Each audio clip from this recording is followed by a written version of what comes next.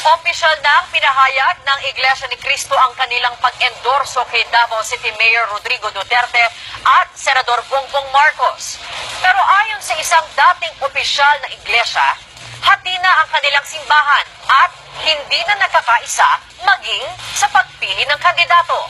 Nagpapatrol, Henry Omaga Diaz. Matapos ang mahabang spekulasyon tungkol sa magiging manok ng Iglesia ni Cristo, opisyal na nitong inihayag ang pag-endorso kina Mayor Rodrigo Duterte sa pagka-presidente at Senador Bongbong Marcos sa pagka-vice. Ito ay nilalaman sa mga sample ballots na pinamamahagi sa mga miyembro ng INC at ipinalita ng Eagle News na pag-aari ng simbahan. May inendorso ding 12 senador ang INC. Magugunit ang lahat ng presidential candidates ay nagtungo mismo sa headquarters ng INC para makiusap ng suporta kay Executive Minister Eduardo Manalo. Pero isang dating mataas na opisyal ng iglesia ang nagsabing hati na ang simbahan ngayon. Ayon sa tiniwalag na ministro na si Joy Yuson, hindi na nasusunod ang endorsement ng pamunuan. Samtahan ninyo ang abuluyan ngayon sa loob ng Iglesia ni Cristo. Puntahan po ninyo ang mga sumasambang kaanib sa Iglesia ni Cristo. Maraming kaanib, hindi na po sumasamba. Mga nasa pananalapi, hindi na po pumupupad. Sapagkat nakikita nila na may mali.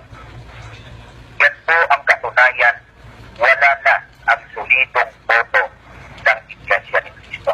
Ayon pa kay Yuson na malapit na kalyado ng tiniwalag na si Ka Angel Manalo, meron pa mga pagkakataon na na-endorso ang isang kandidato, lokal mano nasyonal, dahil sa kapalit na pabor.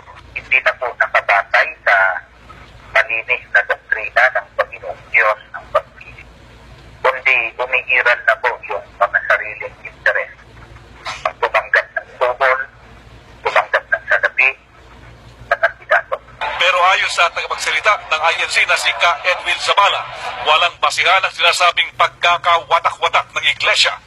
Binigyan din ni Zabala na natiwalag na si Ka Joy at nangangarap lamang na alam niya ang nangyayari sa loob ng simbahan. Dagdag pa ni Zabala, desperado na ang grupo ng mga tiniwalag na ministro pati ang mga backer nila. Paniwala naman ng political analyst na si UP Professor Ed Naco, ang pag-endorso ng iglesia ay resulta na rin ng matinding negosasyon. The power of the INC to endorse a particular candidate among its members has become a leveraging point on the part of that particular sect or the particular church group to leverage probably what may come out from what we call a political negotiation or agreement. Ayon naman sa Pulse Asia, base sa datos ng 2013 elections, posibleng makalikom ng 1.2 milyong boto ang kandidatong i-endorso ng iglesia ngayong eleksyon. Henry Omaga Diaz, ABS-CBN News.